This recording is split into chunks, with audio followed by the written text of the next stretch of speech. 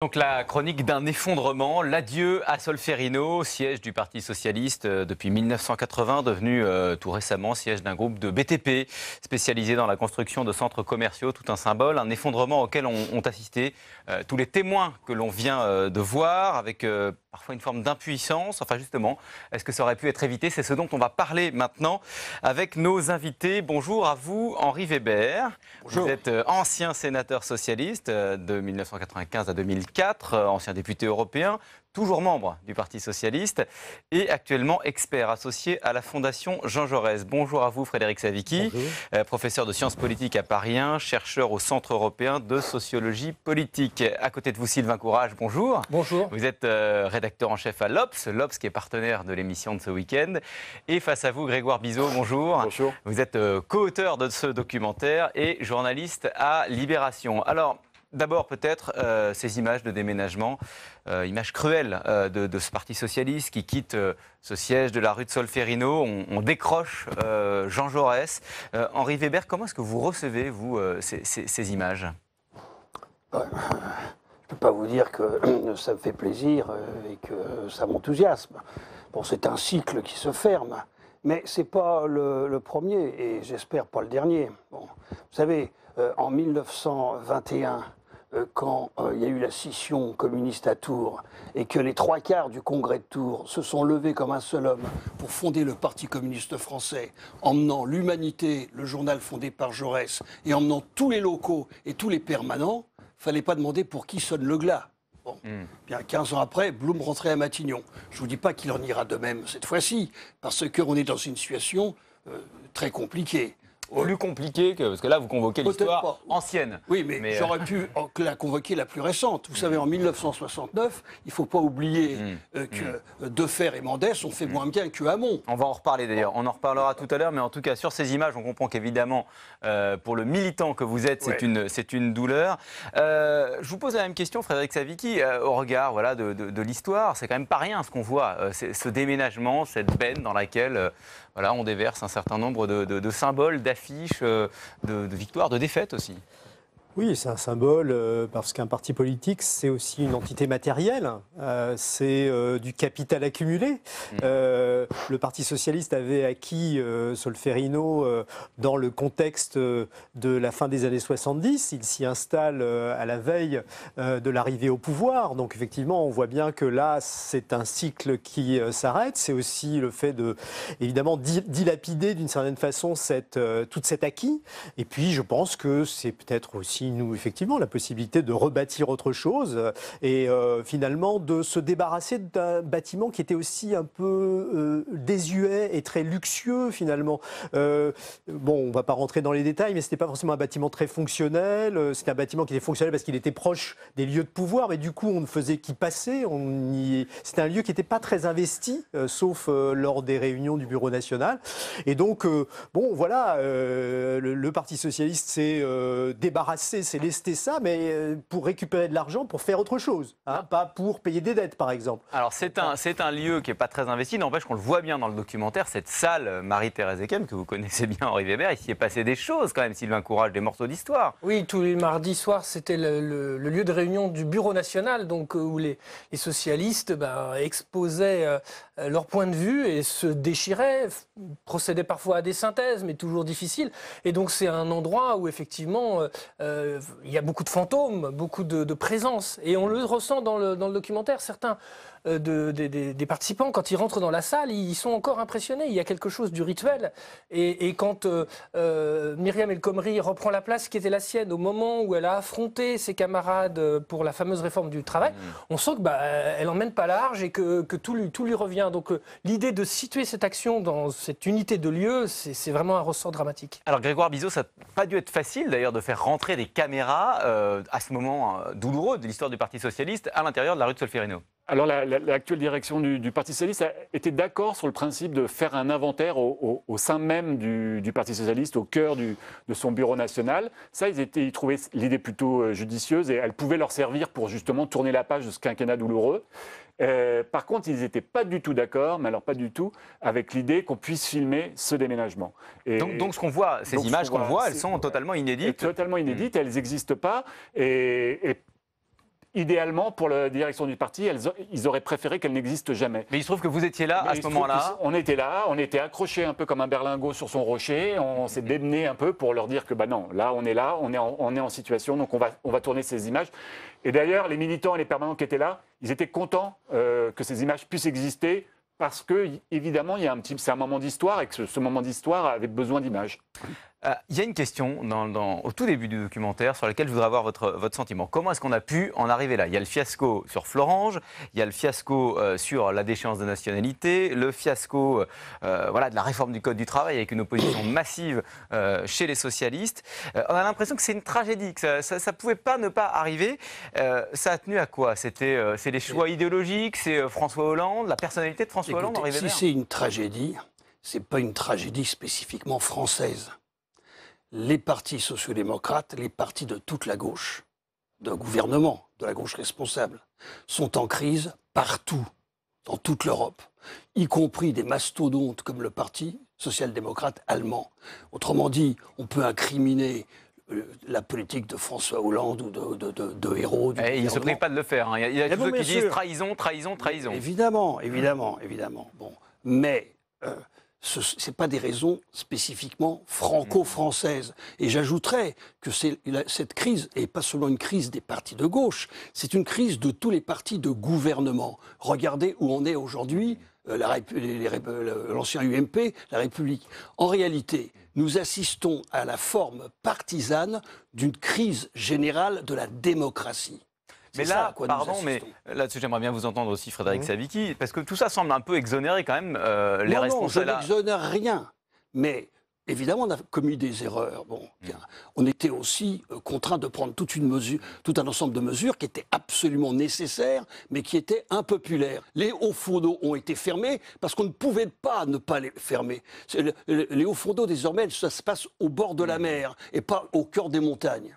Alors, sur ce point, et notamment sur la question de Florange, parce que le mot trahison, on l'a entendu, a été prononcé. Florange, Frédéric Savicki, c'est l'épreuve de vérité qui arrive très tôt dans le quinquennat, quelques semaines, 2 mois seulement après. Oui, alors on le voit très bien dans le film. Florange, ça commence pendant la campagne électorale. Donc tout le problème de François Hollande, c'est qu'il va se traîner ce boulet, c'est-à-dire un engagement. Alors on peut, après coup, il dit qu'il n'a jamais promis clairement que les hauts fourneaux seraient maintenus ou réouverts, mais le symbole, évidemment, était très fort.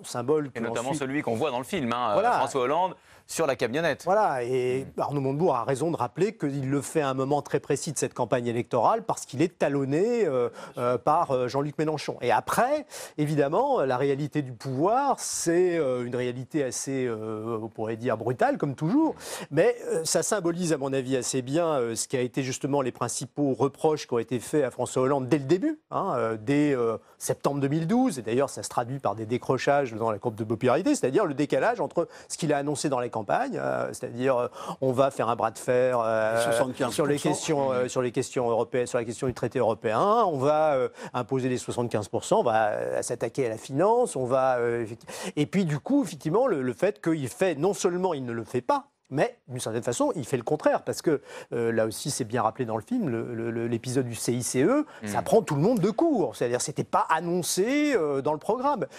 François Hollande avait annoncé relativement peu de choses, mais ce qu'il a annoncé, il montre très vite qu'il ne le fait pas et il fait d'autres choses que ce qu'il a annoncé. Et là, du coup, il s'en prend, j'allais dire, des deux côtés. Ouais. C'est-à-dire que les gens qui sont pour une ligne plus social-libérale disent mais il fallait le dire et il faut l'assumer. Et puis ceux qui étaient plus sur une ligne de gauche, ils disent bah non, on n'a pas été élus pour faire ça. Là, on est vraiment au cœur de la tragédie de la gauche, c'est-à-dire l'écart entre l'idéologie, la réalité. C'est le choc qui est mis en scène dans le documentaire.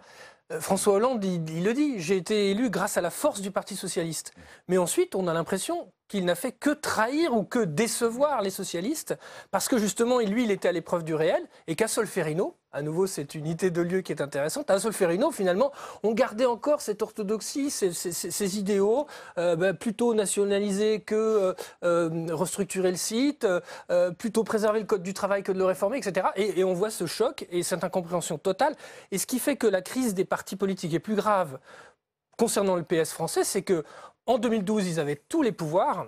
En 2017, ils n'en ont plus aucun. Et qu'en 5 ans, il y a eu cette mise à jour très douloureuse qui fait qu'aujourd'hui, il faut tout reconstruire. Ouais, vous disiez choc, incompréhension. Manuel Valls, lui, parlait de gauche irréconciliable. Il n'a pas voulu parler, Manuel Valls, non, Grégoire ? Pas du tout. Pas du tout, et il n'a même pas répondu aux nombreuses sollicitations. Je crois qu'il était déjà parti. Il est passé à autre chose, à Barcelone. Et cette histoire du Parti socialiste, il ne voulait pas y revenir. C'est juste pour revenir sur quelque chose que je trouve assez mystérieux quand même dans ce quinquennat dont on a dit que tout a été écrit, tout a été dit, documenté, etc. Moi, malgré tout, pour avoir travaillé dessus pendant 5 ans de manière assez intensive, puis sur ce film pendant quasiment 2 ans, il reste un mystère pour moi, c'est François Hollande. Et pour tout vous dire, c'est que c'est très intéressant. Il y a dans le débat public et dans le débat médiatique, il y a 2 critiques qui ont coexisté sur François Hollande. C'est-à-dire que c'est quelqu'un qui aurait pratiqué le pouvoir comme un premier secrétaire du Parti socialiste, en maniant les sensibilités, etc., en faisant toujours cette fameuse synthèse, etc., et finalement en ne décidant pas grand-chose. Donc ça, on l'a entendu beaucoup. Et il y a l'autre, qui est François Hollande, qui était têtu, obtus, à mener une politique économique extrêmement cohérente, mais sans du tout l'infléchir et sans écouter du tout le Parti socialiste. Et social-libéral, pour le dire. Social-libéral. Ouais. Et sans en tirer les avantages. Et ce qui est intéressant, c'est que ces 2 critiques ont cohabité tout le long du quinquennat, sans qu'il n'en retire, lui, aucun bénéfice, ni de l'un ni de l'autre. Et donc, il y a quelque chose de très étrange à cette singularité. Ouais. Lui, en tout cas, a accepté de parler. Lui, il a accepté de Ce parler. qui d'ailleurs ne lève pas le mystère. Non, parce que à la fin, oui. mais Il bien garde sûr. son mystère dans le film, Ouais. et on le voit quand même très troublé, presque perdu dans ses pensées. Y compris d'ailleurs, c'est absolument surprenante quand vous lui faites revoir l'image d'Emmanuel Macron qui annonce sa candidature. Il y a une infinie tristesse là dans... De la tristesse et puis il y a un vrai truc encore une fois de l'impuissance. Alors oui, et en même temps, ce qui est intéressant, c'est qu'on voit le décalage entre, pour Cambadélis, c'est une trahison, mais pour Hollande, il dit, non, Macron, il avait raison. Donc il y a quand même un truc très particulier, quoi. Très particulier. Alors Henri Weber, vous avez fait allusion tout à l'heure à Gaston Defferre, je voudrais qu'on le revoie, on va le regarder. Gaston Defferre, 69, est-ce que ça pose la question? La gauche peut-elle renaître de ses cendres? Écoutez-le. Pour un homme politique, ce qui est important, c'est de se battre. Il n'est jamais déshonorant d'être battu. Par contre, il peut être déshonorant de ne pas avoir le courage de se battre et surtout de ne pas avoir le courage de continuer à se battre.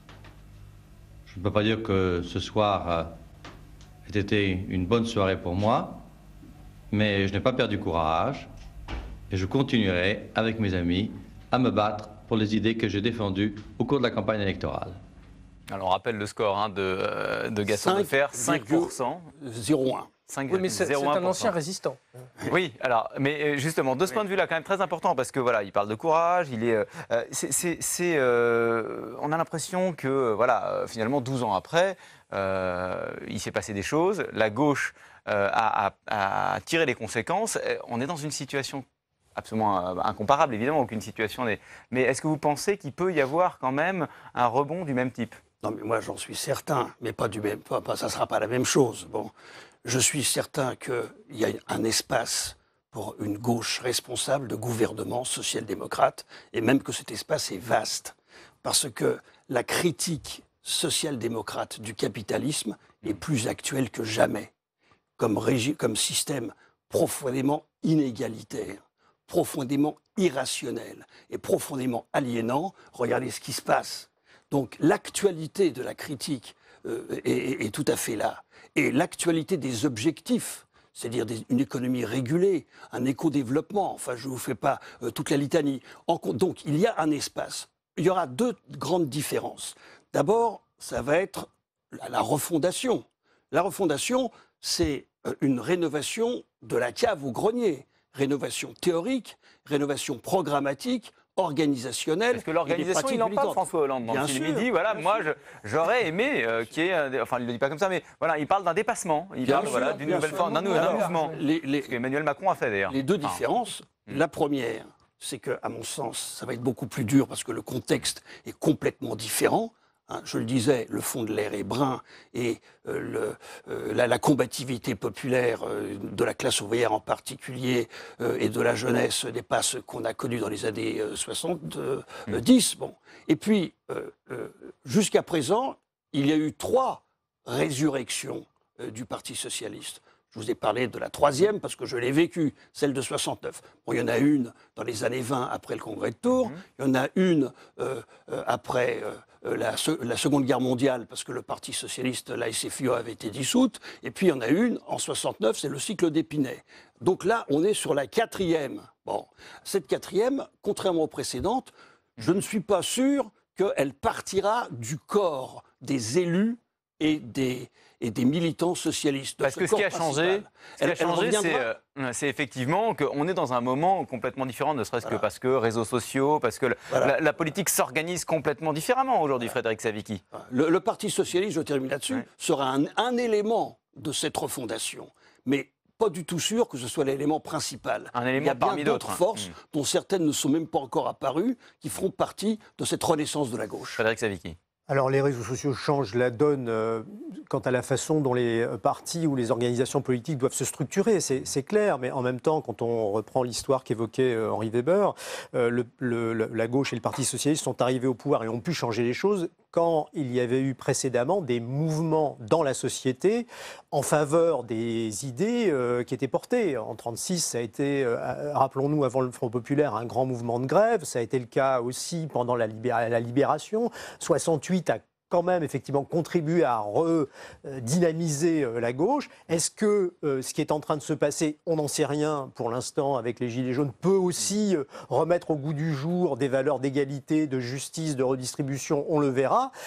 Moi, je ne suis pas, pourrait dire, on n'est pas devin, mais il est clair que l'organisation telle qu'elle est ne se reproduira pas à l'identique, mais il y a incontestablement une permanence dans notre société en France, mais aussi à l'étranger, d'aspiration à plus d'égalité, ajouter effectivement une égalité, on pourrait dire, de sauvegarde de la planète. Est-ce que la gauche, les partis seront capables d'incarner ça? Rien ne peut permettre aujourd'hui de le dire. Il va falloir inventer la solution pratique, organisationnelle, les hommes, les femmes, pour effectivement incarner ça. Aujourd'hui, le principal problème de la gauche, du Parti socialiste, mais aussi du Parti communiste, c'est le discrédit. C'est-à-dire qu'il n'y a plus, au bilan de ce qui s'est passé au cours de ce quinquennat, mais de manière plus générale, au cours de ces 30 dernières années, il n'y a plus de confiance dans le fait que les partis de gauche ou les mouvements politiques de gauche soient en mesure de porter ces valeurs-là. Parce que la question, c'est d'ailleurs le fait que le Parti socialiste s'installe à Ivry. Bastion historique du Parti communiste. Il paraît que pour aller rue Molière dans le nouveau siège, il faut passer par la rue Lénine. Qu'elle cela ne tienne. Est-ce que le Parti socialiste va, court la menace, comme le Parti communiste, de devenir une force résiduelle? C'est une vraie menace. Franchement, c'est compliqué de dire aujourd'hui ce que sera le Parti socialiste dans 5 ans. Mais l'hypothèse qu'il ne soit pas grand-chose est une hypothèse, à mon avis, à prendre vraiment... C'est pas une hypothèse, c'est une réalité aujourd'hui. Ouais, une réalité aujourd'hui. Dans 5 ans. Mais... Dans 5 ans. Oui. Dans 5 ans. Est-ce que le Parti socialiste va devenir demain un parti radical, le parti radical d'aujourd'hui, c'est-à-dire un petit parti régional avec quelques mairies, et qui pèse 2-3% et qui n'existe finalement que dans les municipales avec 2-3 bastions de circo? Peut-être. Ou est-ce que, sur la base de ça, va se reconstruire quelque chose d'autre? Encore une fois, là, on a du mal à imaginer comment il peut être le pivot d'une reconstruction. Ça sera un élément d'une reconstruction, probablement. De ce point de vue-là, d'ailleurs, les prochaines municipales en 2020 vont être très importantes. Beaucoup plus que les européennes, à mon avis. Oui, les parce que le socialisme municipal, ça a longtemps été une réalité, même si... Ça le demeure encore. Ça le demeure, même s'il a pris un coup dans l'aile. Je veux dire un mot à ce sujet. Moi, j'attire votre attention sur une spécificité de la famille socialiste comme famille historique. C'est son extraordinaire résilience, sa formidable capacité de se remettre en cause et de s'adapter aux nouvelles conditions historiques de son action. Mais à condition que les acteurs soient encore là. Mais ils sont passés où? Les Cazeneuve, les Hidalgo, ces gens-là, ils sont encore socialistes? Cazeneuve est là et un peu là. Et vous en entendrez parler. Bon, et pas seulement lui. Vous avez des infos là? J'ai mon 6e sens et mon intuition toute féminine. La résilience. Si vous prenez le SPD, la social-démocratie allemande, ils ont fêté il y a 3 ans, leur 150e anniversaire, avec tous les chefs à plumes de la classe politique allemande. Bon. Et ils ont disparu, ils sont réapparus plusieurs fois. Ils ont disparu sous le nazisme, par exemple, pendant 20 ans, où ils ont été écrasés et envoyés dans les camps. Bon, ils se sont reconstitués, et pendant longtemps, ils étaient au-dessus de 44%. Donc ne les enterrons pas trop vite. Hein. Ce qui a changé, c'est qu'on a l'impression que le pacte de confiance et le pacte de crédibilité vis-à-vis de ce parti est vraiment rompu et très profondément dans la société française et dans l'électorat de gauche. Alors justement, il y a un point qui est très intéressant. Il faudrait peut-être d'ailleurs qu'on regarde un très court extrait du documentaire de ce point de vue-là. C'est ce que dit Aquilino Morel à propos des classes populaires au moment de Florange. Regardez. François Hollande ne tient pas l'engagement qu'il a pris le 24 février, comme il le rappelle, lorsqu'il est monté sur la camionnette. Mais c'est un suicide politique, parce que c'est acter la fin d'une fragile réconciliation entre le PS et les classes populaires. Et donc, c'est le début de la fin de son quinquennat. Frédéric Savicki, est-ce que ce que dit Aquilino Morel, c'est qu'il faut, pour que le PS soit efficace électoralement, renouer avec les classes populaires? Je sais qu'il y a eu énormément de débats ces dernières années sur ce sujet, mais pour ce qui est d'aujourd'hui, quel est votre sentiment?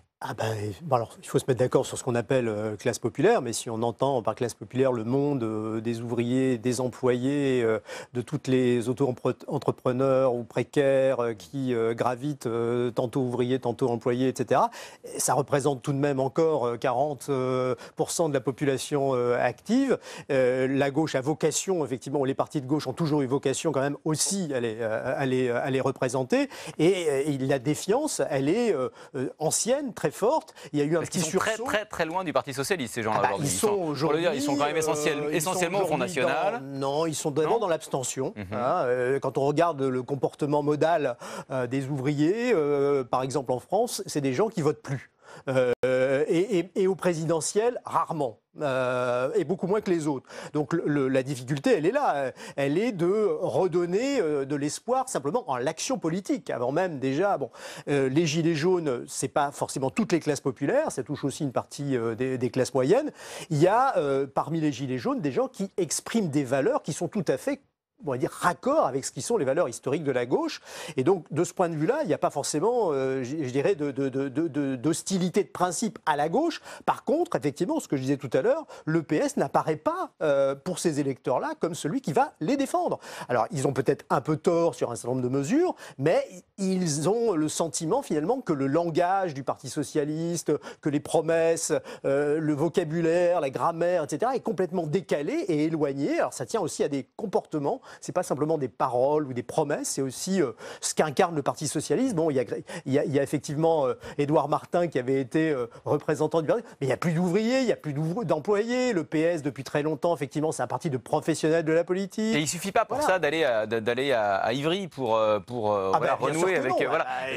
Sinon, il serait parti à Ça passe par quoi, cette réconciliation, Sylvain Courage, entre le Parti socialiste et, alors, encore une fois, les classes populaires, quel que soit le sens qu'on mette le décrochage, le divorce, il remonte à loin. Enfin, il a été progressif. Et on voit mal aujourd'hui comment refaire le chemin à l'envers. Ce qui avait été tenté par Benoît Hamon était intéressant sur le plan idéologique pendant la dernière campagne présidentielle, parce qu'il avait posé la question du travail, du rapport au travail, à l'échelle d'une vie, en posant la question d'un salaire minimum universel, en posant la question de la robotisation, de la taxation des robots. Je pense que les socialistes doivent analyser les nouvelles formes du travail. Et ils peuvent s'appuyer aussi sur l'action et les réflexions de la CFDT, qui est un syndicat qui est resté, même si le syndicalisme en France n'est pas aussi ancré qu'on pourrait le rêver. Ils se sont intéressés aux nouvelles formes de travail, à l'ubérisation, au nouveau prolétariat, aux nouvelles conditions de la précarité. Et donc il y a tout un travail presque documentaire pour se réancrer. Alors le rebond des travaillistes en Grande-Bretagne doit beaucoup au fait qu'ils ont renoué avec le syndicalisme. Peut-être que c'est une des pistes. Ce rebond montre bien que c'est possible. Ouais. Grégoire Bizot, il y a ce travail justement documentaire, intellectuel, il est fait actuellement par l'équipe d'Olivier Faure autour de lui? Alors là, c'est un peu tôt. On ne va pas faire le procès. Vous déménagez, vous avez une maison en ruine. Il y a dans cette maison en ruine encore des inimitiés fortes. Donc, maintenant que les bureaux sont installés, ça va être le moment de ressortir les bouquins. Il y a une échéance électorale, on ne sait même pas encore quelle est la tête de liste. Enfin, il faut tout refaire. Il faut tout refaire dans un sentiment un peu d'urgence. Soyons indulgents avec cette pauvre nouvelle direction. En tout cas, ce qui est clair, c'est que le défi est absolument immense. La tâche est un peu titanesque. Mais c'est vrai que quand on multiplie les chapelles, quand on voit que cette multiplication de petites boutiques, on se dit... il y a peut-être une intelligence collective supérieure qui va faire en sorte que ces gens vont... peut-être pas demain, peut-être après-demain, revenir, se parler, construire, élaborer. Oui, il y a un espace, comme on dit.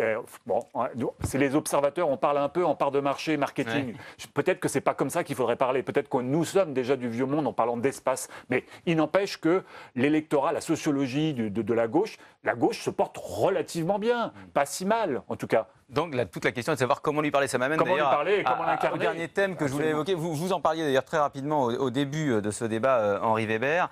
La question est, l'effondrement du Parti socialiste, vous nous disiez, c'est l'effondrement d'une évolution plus large. Pour faire simple, la social-démocratie, elle a deux problèmes, le social et la démocratie, si j'ai bien compris. C'est-à-dire... S'il y avait qu'elle qui avait ce problème.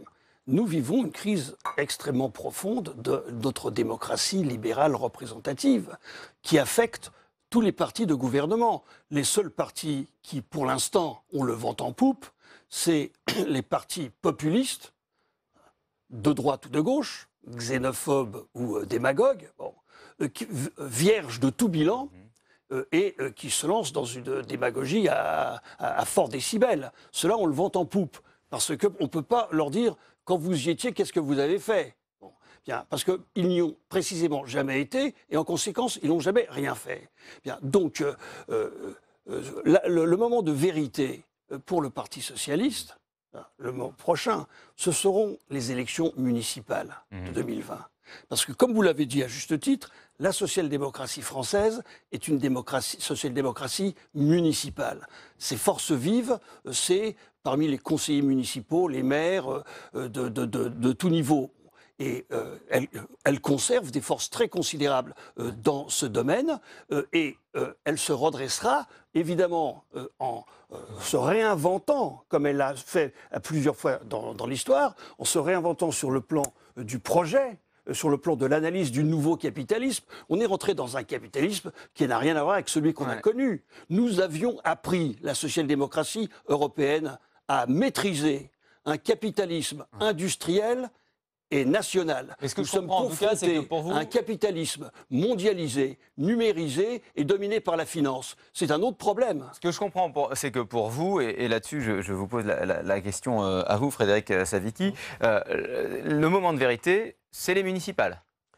Ah non, alors, le moment de vérité, pour les municipales, c'est important parce que si le Parti socialiste s'effondre et perd tout un certain nombre de bastions, alors là, cette fois-ci, je dirais qu'on sera quelques pieds encore dans la tombe. Donc, effectivement, c'est un moment crucial. C'est un moment crucial aussi parce qu'il va pouvoir montrer éventuellement qu'il est capable de se renouveler parce que les problèmes qu'on a pointés au niveau national se retrouvent au niveau local. Ça fait des années que beaucoup de maires socialistes gèrent de façon très pépère, avec des recettes qui ne sont pas très différentes entre les villes de gauche et des villes de droite. Le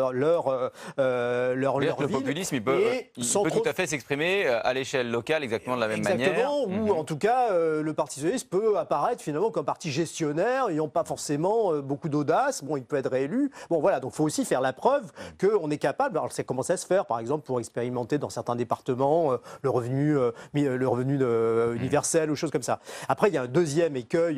Et Henri Weber avait dit que la crise était évidemment européenne. C'est d'ailleurs Olivier Faure qui l'a dit dans son discours. Il dit on a échoué à inventer une Europe-providence.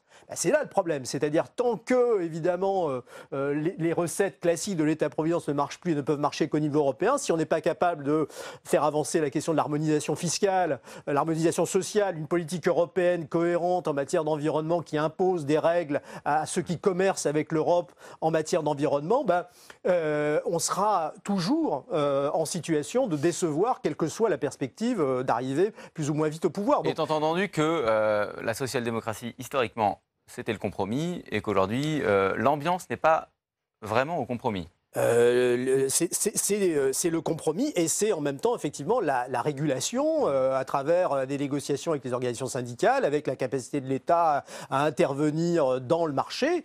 Et aujourd'hui, les problèmes sont à échelle, on l'a vu avec l'affaire de fusion entre Siemens et Alstom, ils sont à l'échelle européenne, donc il faut... Et c'est là que... Et potentiellement, c'est une ressource pour le Parti socialiste. Tant qu'il y a l'international socialiste, tant qu'il y a le Parti socialiste européen, il n'y a que le Parti socialiste, pourrait dire, qui peut, avec des partenaires, essayer de peser. Donc évidemment, son poids dépend de son poids électoral. Et on peut espérer là-dessus que les choses s'améliorent pour lui. Mais c'est là, il y a un nœud fondamental. Ça m'amène d'ailleurs à la dernière question. J'avais envie de vous demander de vous mouiller avant la présidentielle de 2022, Sylvain Courage. Pour vous, il y aura un candidat socialiste? Je ne sais pas s'il portera ce nom-là. On voit déjà qu'à l'occasion de ces européennes, finalement, même si l'union est difficile, il y a une recomposition avec... Ça peut être Place Publique, par exemple.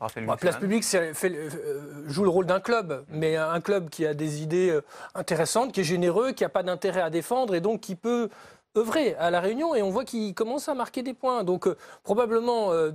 toute la stratégie pour les socialistes, et là Olivier Faure ne commet pas d'erreur, c'est d'essayer d'entrer en relation avec ses voisins et de construire une alliance, notamment avec les écologistes. Parce que, encore une fois, pour renouveler le cadre de pensée des socialistes, il faut absolument qu'ils intègrent cette question environnementale. C'est là-dessus que la réforme, la recherche d'un compromis, la raison, disons, des socialistes peut s'exercer. Ça veut dire qu'il y aura une suite à votre film, Grégoire Bizot.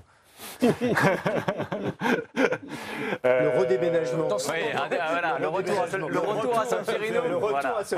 Je crois qu'on peut prendre un pari, ils ne reviendront pas. Ça, c'est Merci beaucoup, merci à tous les quatre. Émission réalisée en partenariat avec l'Obs, avec notamment un article sur cette émission à retrouver cette semaine. La couverture de l'Obs, dossier sur la Chine cette semaine, beaucoup de livres. Un socialiste qui a réussi. Je vous laisse ce commentaire, Sylvain Courage. Il était temps qu'on termine. Voilà. Votre dernier livre, Henri Weber, Rebelle Jeunesse, ça c'est moi, ça. Chez Robert Laffont. Il faut signaler, bien sûr, quand on parle de la gauche et de l'histoire de la gauche, les gauches françaises de Jacques Julliard, chez Flammarion, et puis directement dans notre thématique du jour, l'esprit du peuple, la gauche en 2017, Requiem au renouveau de Jacques Julliard, chez Robert Laffont.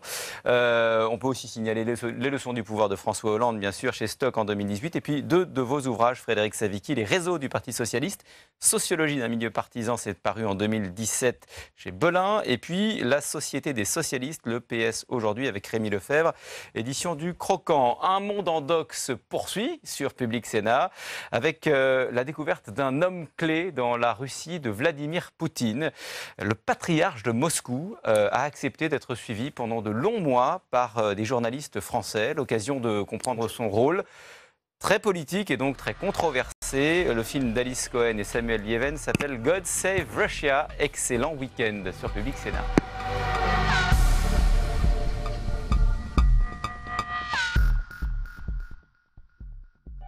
Public Sénat, avec le soutien de l'Institut national de l'audiovisuel et l'Obs, vous a présenté Un monde en doc.